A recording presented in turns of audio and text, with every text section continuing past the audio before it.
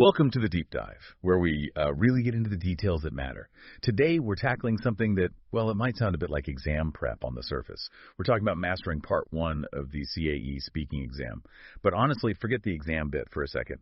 This part, sometimes just seen as a warm-up, it's actually, I think, a really key chance to show your English skills. Not just for a test, but, for real life. Exactly. That's spot on. Our mission today really is to pull out the best strategies for this first part. It's high stakes, that initial impression. We want to give you a clear path, a kind of roadmap, so you can talk about your life, your opinions, your plans, fluently and accurately, confidently. By the time we're done here, you should have the tools, not just to, pass with flying colors, as they say, but also to make your everyday chats, well, just much better, more articulate. Okay, so part one, CAE Speaking. It gets described as like a short personal interview, right? Asking about normal stuff, hobbies, work, or study, family, travel, future plans, that sort of thing. It sounds almost too simple. Is that the trap? That's a really good question because, yes, the simplicity, that's exactly where people can slip up. They underestimate it. The big mistake is thinking simple questions just need simple answers. Our sources are really clear on this. Success here isn't just answering. It's about showing your range, your linguistic toolkit, basically. You need sort of three main things. Good topic-based words, vocabulary. Then natural-sounding expressions and phrases. And solid grammar, good structures. Get those three working together, and you're showing both fluency, that natural flow, and accuracy. Precision.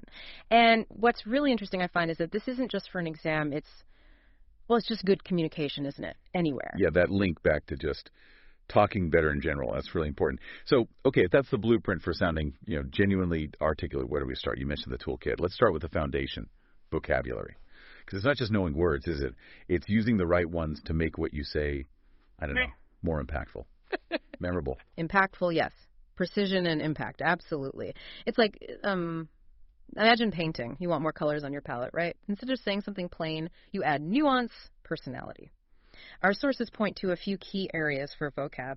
Let's start with, say, personality and feelings. So rather than just, I like meeting people, which is fine, but basic, you could use words like outgoing, reliable, laid back, maybe ambitious or enthusiastic. For example, you might say, I describe myself as quite outgoing since I love meeting new people. See, it's not just longer. That word outgoing, it subtly signals something about you. Confidence, maybe. Sociability, it just creates a stronger vibe. That's a really good point. It paints a picture much faster. But what if? What if you're not naturally outgoing? Trying to use words like that sound fake? Or is it just about showing you the words? That's fair. Authenticity matters, absolutely. You shouldn't pretend. The aim isn't to be someone else, it's to find the best, most precise words for who you actually are. So if you're maybe more introverted, perhaps you'd use words like contemplative or observant. It's about knowing the options, the range of language you have access to. Okay, moving on.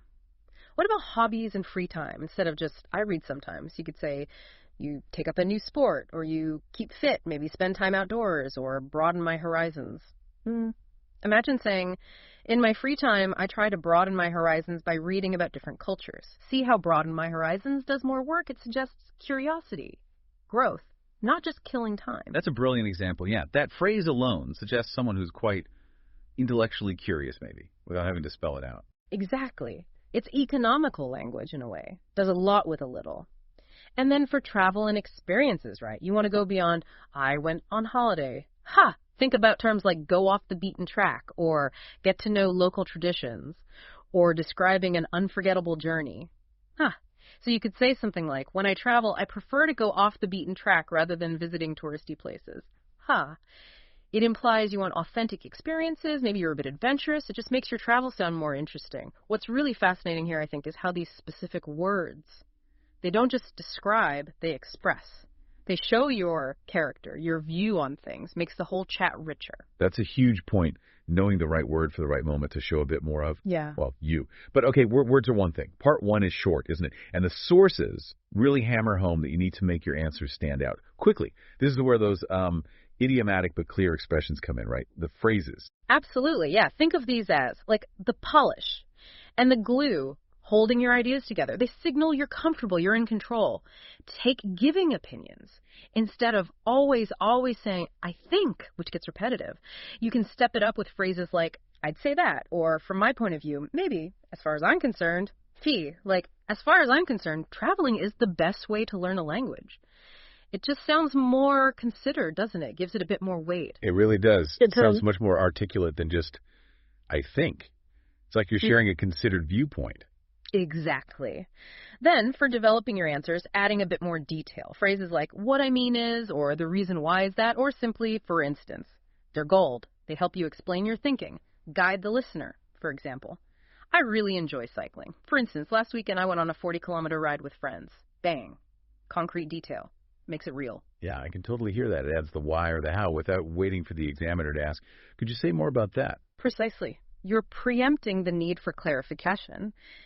And for comparing things or emphasizing a point, our sources suggest using things like on the whole or compared to, or what I particularly like is so compared to watching TV, I find reading much more relaxing. It's clear, it's specific, it shows a preference, and then yes, the polished fillers we all use, and sometimes too much.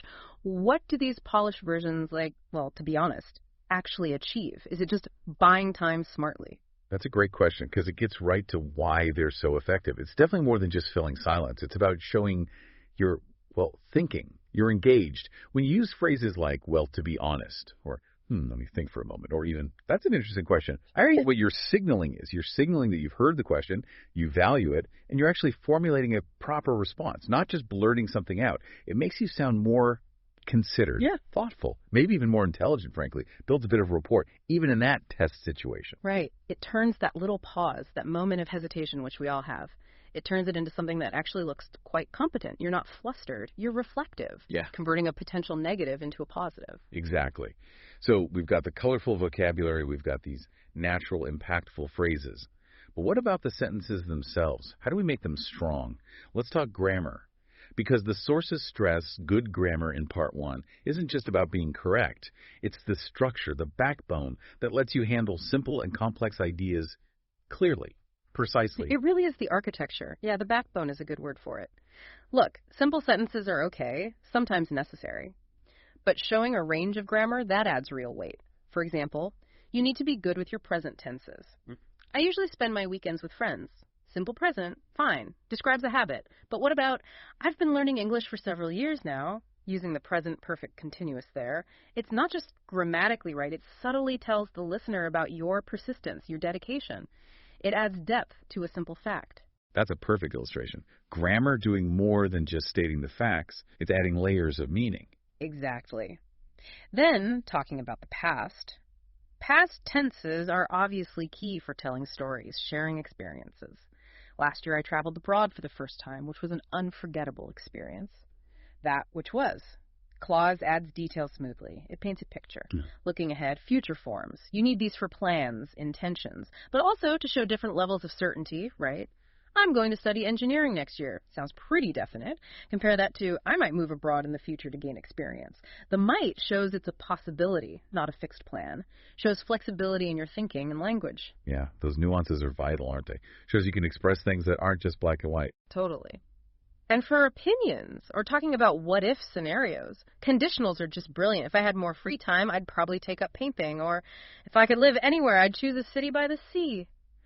They let you explore ideas, preferences, shows you can think hypothetically, imaginatively, and then for stating those preferences clearly, comparatives and superlatives are your friends. I find listening to podcasts more useful than watching TV. Or, the best thing about my hometown is the food. Ooh, again, it's not just correct grammar. It makes your preferences specific richer. These structures really let you show the depth of what you think or feel, don't they? Getting beyond just, I like this or I don't like that. Mm-hmm. And one more, quite advanced, but very impressive if you can use it naturally. Inversions. Our sources mention these. It's where you flip the usual word order, often starting with a negative or limiting adverb, to add emphasis. It sounds maybe a bit formal, but quite sophisticated. Like, not only do I enjoy playing the guitar, but I also write my own songs. See how not only do I put the emphasis strongly on the first part, it's more impactful than just saying, I enjoy the guitar and I write songs. It sort of raises an important question, doesn't it? How each structure really serves a purpose, allows for precision you just don't get with basic sentences. That perfectly sums it up. Grammar isn't just boring rules. It's about the power it gives you, power to control emphasis, nuance, the flow of your ideas. Okay, so we've got vocabulary, expressions, grammar, fantastic tools in the box, but there's one last crucial tip in our sources that ties it all together, and it's easy to miss. It's short answers. They just won't cut it. You have to expand. Naturally, though, not just waffling. Oh, absolutely critical, this one, because this is where you actually use all the other stuff. The source material gives a really stark example, which I think makes the point perfectly. Imagine the examiner asks about your interests. A weak answer, the ineffective one, is just, I like sports. Full stop. Tells them next to nothing. It's a conversational dead end, right? Totally. Gives them nowhere to go, no hook for a follow-up. Exactly. But compare that to the effective expanded answer. I've always enjoyed sports, especially football, because it helps me keep fit and socialize with friends. Now look at that sentence. It's packed. It uses better vocabulary, keep fit, socialize. It gives a reason. Using because. That shows complexity. It uses accurate grammar, present perfect for duration. I've always enjoyed. Present simple for reason. It helps. It just transforms that flat statement into something much richer, much more informative. It shows your language skills and a bit of your personality. It's not about length for length's sake. It's about adding meaningful detail, enriching it. That's such a clear illustration. Fantastic. It's not about memorizing long speeches, is it?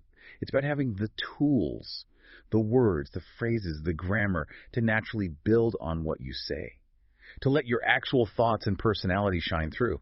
And ultimately, like you said earlier, this isn't just about an exam. It's about real, engaging communication, being able to express yourself fully, authentically, in any chat. Which is really the goal, isn't it? For anyone learning a language, to communicate effectively, authentically, that's the prize. Absolutely. Okay, so let's wrap up this deep dive. Remember those key elements for mastering CAE Speaking Part 1 and really for boosting your everyday conversations.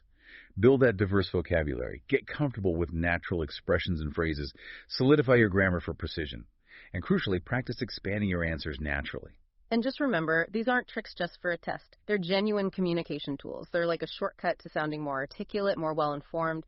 They give you the power, really, to share your thoughts, your experiences, your opinions clearly and engagingly, not just in an exam room, but anywhere. So, for your provocative thought to take away this week, think about the simple, everyday questions you might get asked today. How's your weekend? Vici, what are you up to? Sixy, got any plans? Now, just consider, how could, using just one thing we talked about today, maybe one new vocabulary word for personality, or one polished phrase for an opinion, or maybe trying a conditional sentence, how could that one small change transform your next casual answer into something a bit more memorable, a bit more you? Go on, give it a try. That's all for this deep dive. We'll see you next time.